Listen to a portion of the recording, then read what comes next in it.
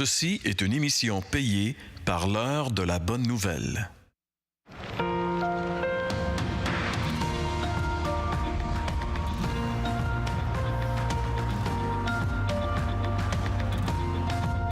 Changez d'attitude et croyez à la bonne nouvelle.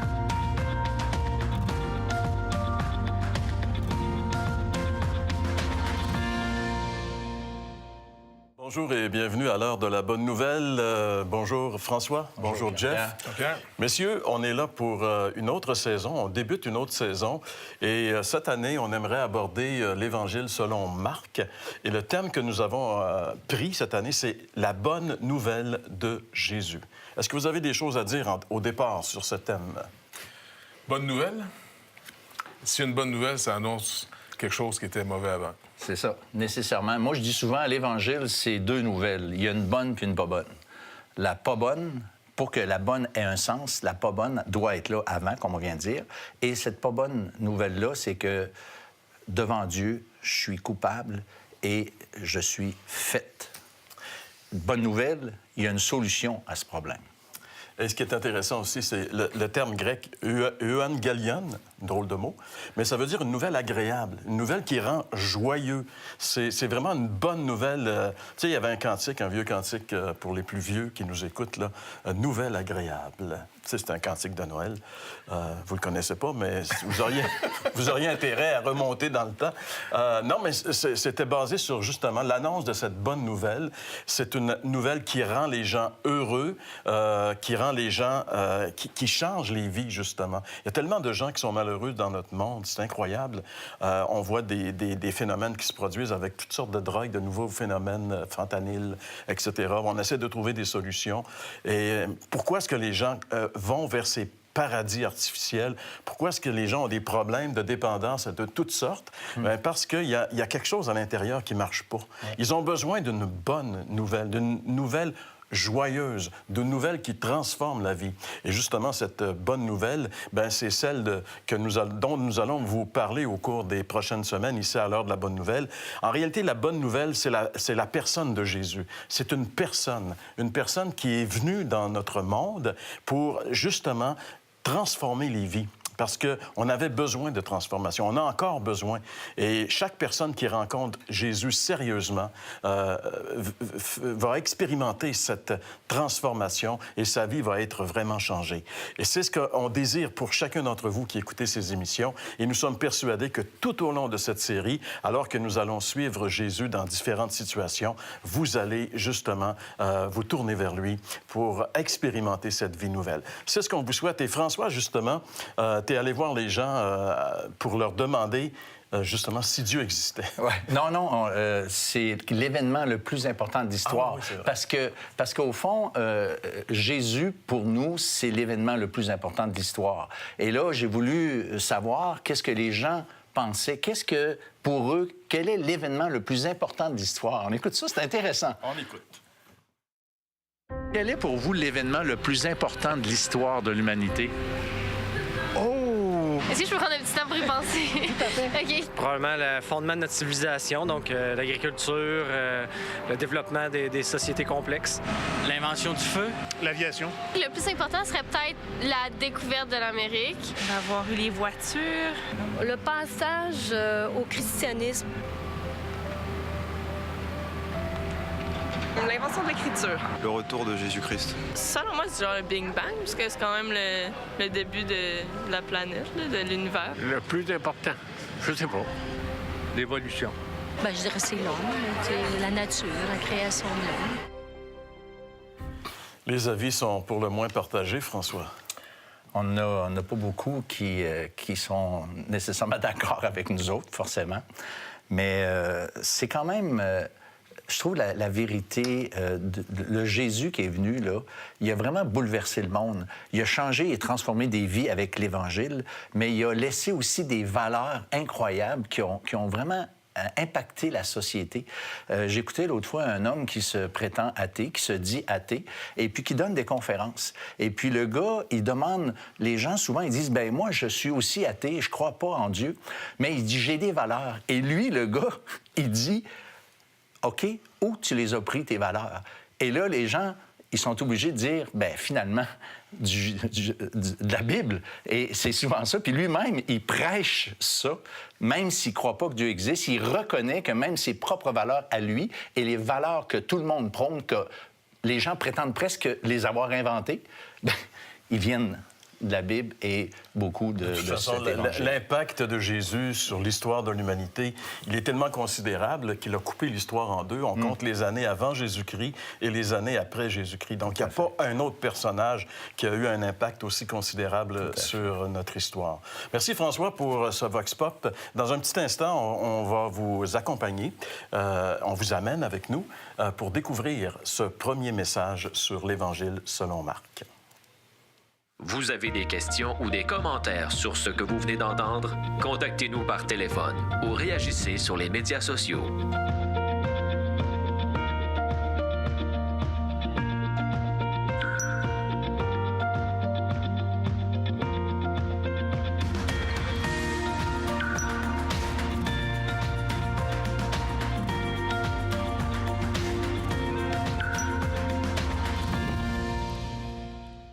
Voici la Bible. C'est plus que de la lecture. Bien que vous pourriez en faire aussi. Maintenant, elle peut à son tour vous faire la lecture, vous montrer de façon inédite des histoires intemporelles, ou même vous faire partager ce que vous apprenez avec votre entourage. Lire, écouter, regarder, partager. Maintenant, vous pouvez faire tout ça et bien plus parce que la Bible est une app. Téléchargez-la gratuitement sur bible.com/app. Vous souhaitez poursuivre votre aventure à la découverte de Jésus? Commandez dès maintenant votre Évangile selon Marc tout à fait gratuitement. 1-866-509-1319 ou info@hbn.ca. Eh bien, aujourd'hui, on va ouvrir l'Évangile de Marc par le début. On commence avec les premiers versets. J'aimerais que vous puissiez suivre avec nous cette lecture de Marc, chapitre 1er, les versets 1 à 3. Commencement de l'Évangile de Jésus-Christ, Fils de Dieu, selon ce qui est écrit dans Ésaïe le prophète. « Voici, j'envoie devant toi mon messager qui préparera ton chemin. C'est la voix de celui qui crie dans le désert, préparez le chemin du Seigneur, aplanissez ses sentiers. » C'est avec ces paroles que Marc, l'évangéliste, ouvre son évangile. Et ce qui est intéressant, il nous parle du commencement, donc c'est très, très logique. On va commencer quelque part. La bonne nouvelle a commencé à un moment donné, et elle a commencé avec Jésus. C'est ce qu'il nous dit ici, commencement de l'évangile de Jésus-Christ, Fils de Dieu. Puis différemment des autres évangiles, il commence pas avec la naissance de Jésus, mais avec le commencement du ministère de Jean-Baptiste. Excusez. On voit tout de suite après, tu dis Jean parut baptisant dans le désert. C'est lui qui l'annonce. Et donc, c'est le commencement de la... Écoute, c'est le commencement de la promesse que toute l'humanité attend. Parce qu'Israël était responsable, puis peut-être tu vas nous l'expliquer un peu plus, là. Israël était la nation mise à part par Dieu pour garder des dépôts sûrs sur comment reconnaître celui qui est l'espoir du monde. Parce qu'il y a eu plein de gens qui se sont proposés à être l'espérance du monde. Tu as des Césars, des Alexandre le Grand, Darius et compagnie. Mais eux, c'est par des armées, par faire mourir les autres pour imposer leur loi, leur paix. Comme les Romains, ils venaient imposer la paix, mais si tu ne la voulais pas... T'étais pas en paix. T'étais pas en paix, ouais. Et la Bible est un livre vraiment unique. Il n'y en a pas deux comme la Bible. Par exemple, ce livre-là a été écrit sur une période de plus d'un millénaire. En réalité, 1500 ans pour écrire un livre. Trouvez un autre livre qui aurait été écrit sur une si longue période. En plus, une quarantaine d'écrivains différents ont contribué à l'écriture de ce livre-là. Et ce qui est intéressant, c'est que dans toute cette multitude d'écrivains et de cette époque très longue, il n'y a pas de contradiction véritable quand on regarde les choses vraiment sérieusement dans la Bible. Donc, c'est un livre unique et Dieu nous l'a donné, ce livre-là, parce que Dieu est le Dieu de la communication. Dieu a voulu se révéler à nous. Et il s'est révélé d'abord, bien sûr, dans la nature. Quand on n'a qu'à regarder et à réfléchir sur notre environnement, puis on est obligé de dire que derrière la création, il y a certainement un créateur. mais il s'est révélé d'une manière beaucoup plus précise à travers sa parole. Et cette parole-là, en réalité, c'est que Dieu a décidé non seulement de se révéler, mais d'entrer en contact et de faire une alliance avec les hommes. C'est un peu ça, la Bible.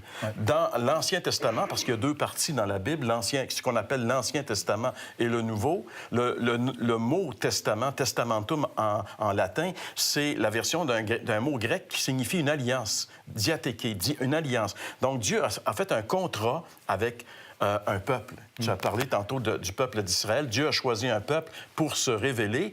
Et avec ce peuple-là, il a fait un contrat, une entente. Et la personne qui était responsable auprès du peuple de l'entente, c'était Moïse. Et à partir de ce moment-là, Dieu va révéler à Moïse ses exigences qui deviennent la loi de Moïse. Et pendant toute l'histoire d'Israël, cette loi-là devrait prédominer et le peuple devait obéir à ce que Dieu avait dit. Ça a été l'histoire d'Israël. Mais ce qui est merveilleux, c'est que... évidemment, les gens n'arrivent pas à obéir à cette loi-là. C'est comme trop difficile. Donc, les prophètes vont arriver avec une espérance de dire, il y a quelqu'un qui va venir pour nous sortir du pétrin. Et là, il y a une espérance. Le peuple est dans l'espérance de cette personne qui devrait venir pour nous sortir du pétrin dans lequel on est. Tu sais. Et c'est l'attente de ce personnage qui vient. Et dans le Nouveau Testament, bien, il y a une nouvelle alliance qui est faite maintenant, non pas avec le peuple d'Israël, mais avec toute l'humanité. Et celui qui va être le médiateur de cette nouvelle alliance, c'est le Seigneur Jésus-Christ. Alors, on change. Comme Jean pouvait dire, l'apôtre Jean, dans son évangile, la loi a été donnée par Moïse, la grâce et la vérité est venue par Jésus-Christ. On entre dans une nouvelle période. C'est pourquoi, quand Marc commence son évangile, il dit commencement de l'évangile de Jésus-Christ, commencement de la bonne nouvelle. C'est arrivé, enfin, c'est arrivé. Tout ce que les prophètes ont prédit, cette espérance que le peuple attendait, bien, maintenant, Marc nous dit, c'est arrivé. C'est arrivé. Et la personne qui est celui qui incarne cette espérance, c'est le Fils de Dieu, le Seigneur Jésus-Christ. C'est ce que Marc nous dit au tout début. Si tu permets, Jean-Pierre, pour revenir un petit peu par rapport à l'autorité des Écritures, tu sais, cet amalgame d'auteurs sur une période de 1500 ans, moi, j'aime beaucoup l'image suivante, c'est que, imaginez un casse-tête. Et puis, un prophète ou un homme qui a écrit de la part de Dieu pose une pièce sur la table, et puis là, l'image est tout à fait... on ne peut pas la comprendre, on ne voit rien. Là, un autre arrive, et à la fin, on a une image cohérente. De telle sorte que la Bible, c'est un peu ça. Elle nous parle, elle pointe toute vers le Christ. Dans l'Ancien Testament, on annonce celui qui devait venir, et le Nouveau Testament, c'est celui qui est venu. Le commencement de l'Évangile de Jésus-Christ, bien ça, c'est ce que Marc, ici, est en train de nous montrer, de nous préciser. Jeff, j'ai une question pour toi. Marc dit, selon ce qui est écrit dans Ésaïe le prophète, et il cite Malachie. Explique-nous ça. D'abord, il y a une portion de ce qu'il cite, parce qu'Ésaïe est comme le prophète. Okay? Dans le sens, dans les Écritures, souvent, on va citer Ésaïe parce que c'est d'abord un des prophètes qui a écrit le plus. C'est celui qui a parlé le plus sur la promesse. Parce que, comme tu dis, l'Ancien Testament, ça contient fondamentalement deux choses. Une promesse parce qu'on a cassé quelque chose, et on a été mis sous la loi pour être gardé jusqu'à ce que la promesse s'accomplisse. La promesse, c'est que Dieu va nous sortir du désastre dans lequel on s'est placé, l'humanité, mais en attendant cette promesse, on est placé sous la loi, en partant. C'est pour ça que la loi va toujours révéler le problème, mais elle ne réglera pas le problème. Donc ici, il cite une prophétie en disant Ésaïe, mais la première partie de la prophétie, c'est le prophète Malachie. C'est un des prophètes après l'exil, quand le peuple revient d'une déportation parce qu'il avait encore été trop loin contre la loi de Dieu. Et là, quand on lit le texte, on voit que Marc va faire une interprétation. Et il va montrer ici sa compréhension de la Trinité.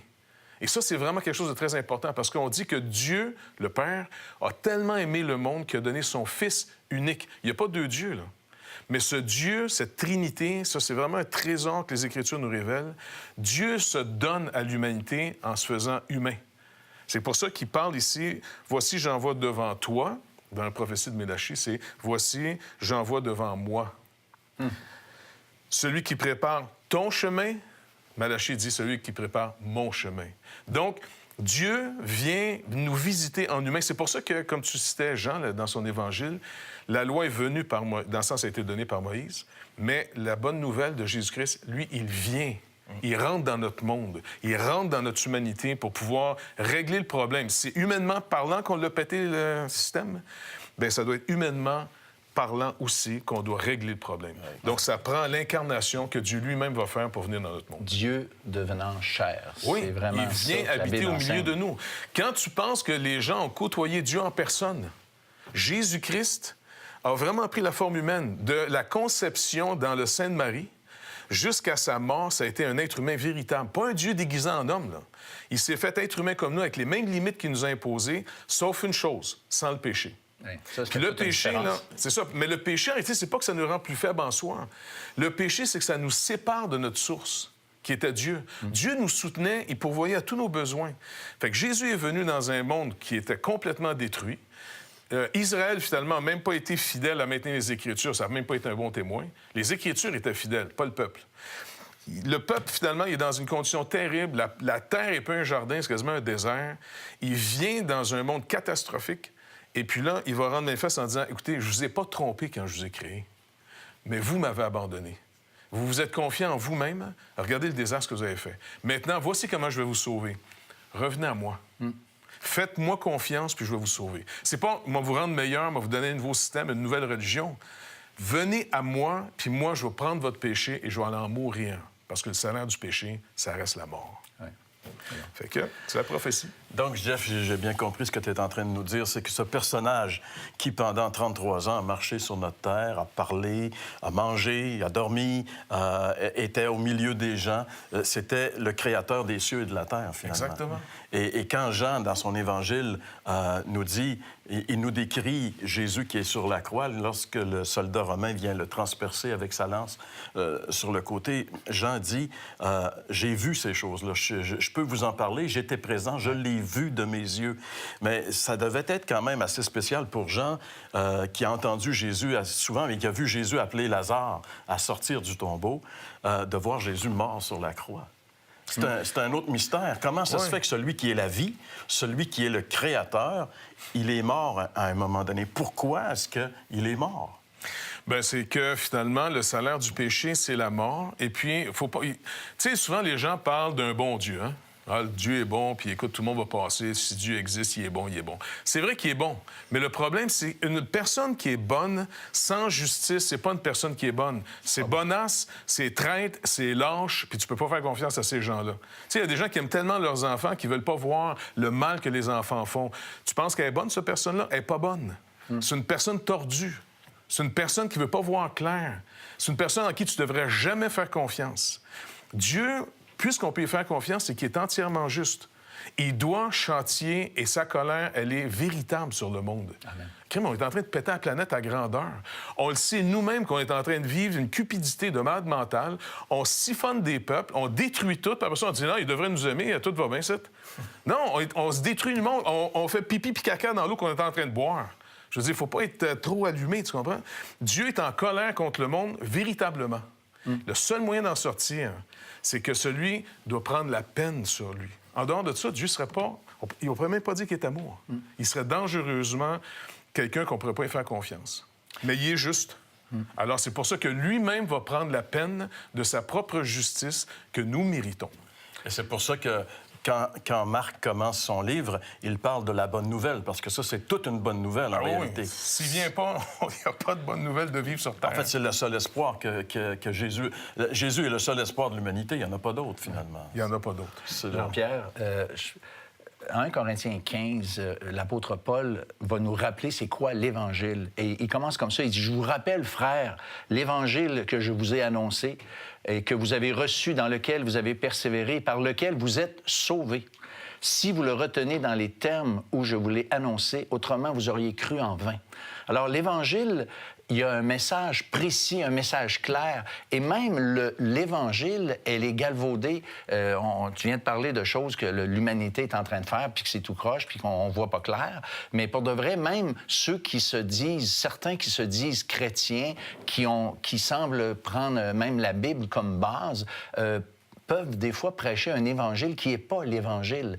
On a l'Évangile de prospérité, tu sais, viens au Seigneur, tout va bien aller. C'est le message. Jésus a dit, vous allez avoir des tribulations, et puis il faut abandonner votre vie, et puis ça va être difficile. C'est pas tout à fait séduisant, mais c'est quand même ça le message de l'Évangile. Alors, il faut revenir à l'Évangile tel qu'il nous est présenté dans le Nouveau Testament, et on ne peut pas se permettre de galvauder l'Évangile. C'est un message clair, et ça parle du péché, ça parle de repentance, ça parle de conversion, ça parle d'assurance et de certitude de la vie éternelle, basée sur le sacrifice, comme tu dis, parce que la justice de Dieu a été satisfaite. Alors, l'Évangile, c'est relativement simple, mais je ne sais pas comment on fait pour être capable de l'étriquer comme on a fait dans le monde qu'on vit. C'est fou, en tout cas. Et Paul va dire l'Évangile concerne le Fils de Dieu, concerne son Fils. C'est une personne. Et c'est pour ça que nous, on est présents à la télévision, parce qu'on sait que le seul espoir pour vous, pour l'éternité, se résume dans la personne et l'œuvre que Jésus a accomplie pour vous. On n'est pas le seul ministère. Il y a d'autres ministères qui se sont dévoués à répandre ce message de l'Évangile. Et j'aimerais vous présenter maintenant un nouveau venu à l'heure de la bonne nouvelle qui va nous accompagner tout au long de la série et on espère dans les séries futures. C'est Jean-François Moquin que je rejoins à l'instant. Bonjour Jean-François. Salut Jean-Pierre. Alors, ton ministère s'appelle, comme on le voit sur l'écran, « Je suis deuxième ». Effectivement. Pourquoi est-ce que tu es deuxième, Jean-François? Il y a une partie de mystère qui est intéressante là-dedans, dans « Je suis deuxième ». Les gens, des fois, ne savent pas qu'est-ce qu'on veut dire avec « Je suis deuxième ». Ça amène beaucoup d'interrogations. Des fois, les gens me disent « T'es deuxième, pourquoi? Parce que ta femme est première ». Ça veut dire quoi exactement? Naturellement, ce qu'on implique, c'est que Jésus est premier. C'est vraiment la chose qu'on veut apporter. Il y a quelque chose qui s'est passé dans notre vie. La bonne nouvelle dont vous êtes en train de parler a eu son effet. Et puis, ça a vraiment produit quelque chose dans nos vies où on réalise qu'on ne vit plus uniquement pour nous, on vit surtout en réalité pour Dieu. En fait, on vit uniquement pour Dieu. Je pense que quand Dieu a fait ça dans notre vie, c'est ce que ça donne. Et c'est pour ça que « Je suis deuxième » va trouver des gens qui ont vécu cette expérience et qui sont devenus, qui ont réalisé que finalement, Jésus devait être le premier dans leur vie. Exactement. Puis vraiment, la base de cette vision-là, c'est de permettre aux Québécois de découvrir ce que Jésus peut faire d'une façon personnelle dans la vie de vrais individus. Au travers, autrement dit, une vraie humanité. Des fois, je pense qu'on s'est habitué à voir le message de l'Évangile ou le christianisme comme une religion. Des fois, je trouve ça triste que le christianisme est devenu une religion au même rang que les autres, alors que Jésus était venu vraiment pour toucher les individus de façon personnelle. Donc, dans ce sens-là, quand il y a une vraie rencontre avec Jésus, je pense que chaque individu a une histoire qui est complètement différente. Puis, on l'a vu comme étant une chose institutionnelle, une chose avec beaucoup de rites, une chose, à la limite, très désincarnée. Et puis, ça commence vraiment avec ce qui s'est passé dans ma vie, d'avoir voulu apporter cette idée-là. Parce que vous allez voir, à la limite, donc vraiment, Je suis deuxième prend la forme de témoignage. Qu'est-ce qui s'est passé, Jean-François? Ce qui s'est passé dans ma vie, j'avais 15 ans quand vraiment j'ai découvert Jésus en réalité. Moi, j'étais une bonne personne. C'est-à-dire que j'avais été élevé avec des morales, mais j'étais une personne qui était certaine d'aller au ciel à cause de mes bonnes œuvres. Je sacrais pas. J'avais 15-16 ans. Mes amis avaient déjà commencé à prendre de l'alcool, de la drogue et tout ça. Moi, j'en avais jamais pris. Je suis quelqu'un qui mentait pas vraiment, tu sais. Un bon petit gars, tu sais. Tous les parents veulent avoir un petit gars facile comme ça. Et puis, à un moment donné, j'ai réalisé, en lisant l'Évangile de Matthieu en particulier, que le standard de Dieu, c'était pas moi par rapport aux autres. Le standard de Dieu, c'était lui. Et là, j'ai commencé à hyperventiler un petit peu plus, tu comprends? J'ai commencé à me rendre compte qu'en réalité, je pouvais pas me mesurer à Dieu. Le standard de Dieu, c'est la perfection. Et puis, donc, c'est après un an où j'ai réalisé j'ai réalisé tout de suite que Jésus était mort pour mes péchés. Et puis que c'était la chose que Dieu avait fait. Le standard de Dieu était tombé sur la personne de Jésus quand il avait cloué Jésus sur la croix. Il clouait mes péchés sur la croix. J'ai réalisé rapidement que je pouvais être sauvé. Je pouvais avoir l'assurance d'avoir la vie éternelle à cause de ça. Mais il fallait que je lui donne ma vie. Ça a pris un an avant que j'y donne, parce que j'avais excessivement peur de ce qu'il était pour faire. J'avais cette impression-là qu'il était pour devenir premier, puis ça me faisait peur. Donc, en fin de compte, quand ça s'est passé, moi, j'ai capitulé. C'était un dimanche soir dans ma chambre, en 1991. Et puis, c'est ça qui est important, c'est qu'il n'y avait pas de religion dans ma chambre ce soir-là. Il n'y avait pas d'institution quelconque. J'étais tout seul comme ça, je me suis mis à pleurer. Et puis, j'ai supplié Dieu. J'ai dit à Dieu, si tu veux encore avoir pitié de moi, prends ma vie, fais ce que tu veux avec, mais sauve-moi. Et puis, il s'est passé de quoi dans ma vie? Dieu a entendu ma prière. Il a complètement bouleversé ma vie. Et puis, bon, là, 5 ans plus tard, bon, ça fait plus longtemps que ça quand même, Mais Dieu a complètement transformé ma vie, puis le résultat est encore là. Mais quand je parle aux gens de Jésus, ils entendent religion. Moi, je leur parle d'une expérience personnelle. Donc, l'objectif de Je suis deuxième, c'est d'amener plein de témoignages où les gens vont pouvoir exprimer, dans une humanité commune avec les Québécois, qu'est-ce que Jésus peut faire. Ma vision, c'est qu'on puisse contribuer à créer un mouvement. Dans ce mouvement-là, que les Québécois puissent redécouvrir Jésus d'une façon personnelle et non d'une façon culturelle, comme si c'est une religion culturelle dans laquelle on flotte. Alors, si je comprends bien, Jean-François, tu aimerais que tous nos auditeurs puissent aussi devenir deuxième. Absolument. C'est vraiment, là, très intentionnellement, mon objectif. Que tout le monde puisse découvrir ce Jésus-là pour leur propre vie personnelle. Tu auras l'occasion de revenir assez régulièrement dans la série, puis on est bien content de ça. Alors, nous, on se retrouve dans un instant. Oui. Vous souhaitez poursuivre votre aventure à la découverte de Jésus? Commandez dès maintenant votre Évangile selon Marc tout à fait gratuitement. 1-866-509-1319 ou info@hbn.ca. Vous avez des questions ou des commentaires sur ce que vous venez d'entendre? Contactez-nous par téléphone ou réagissez sur les médias sociaux.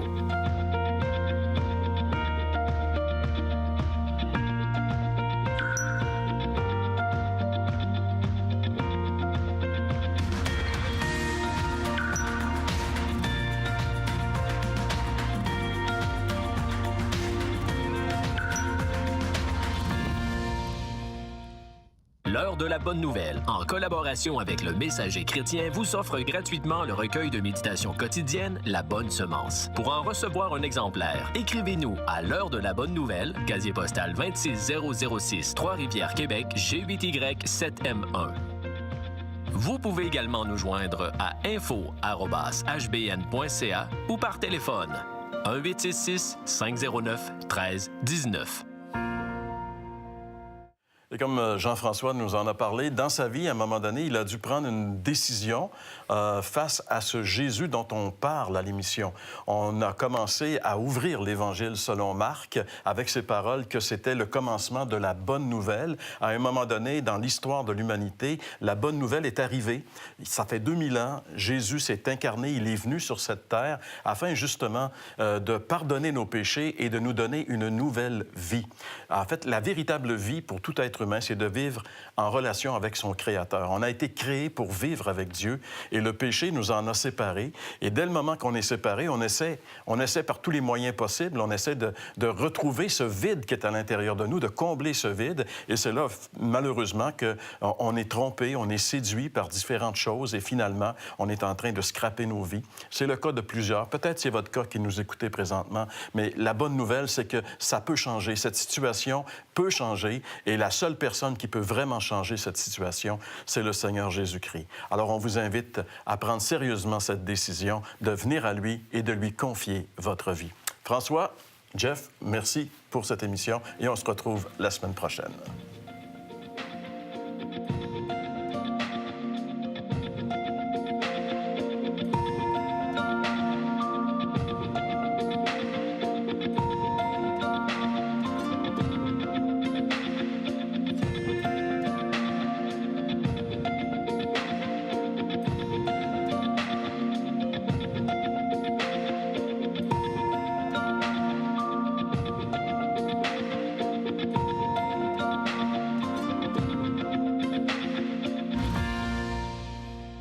Ceci était une émission payée par l'heure de la bonne nouvelle.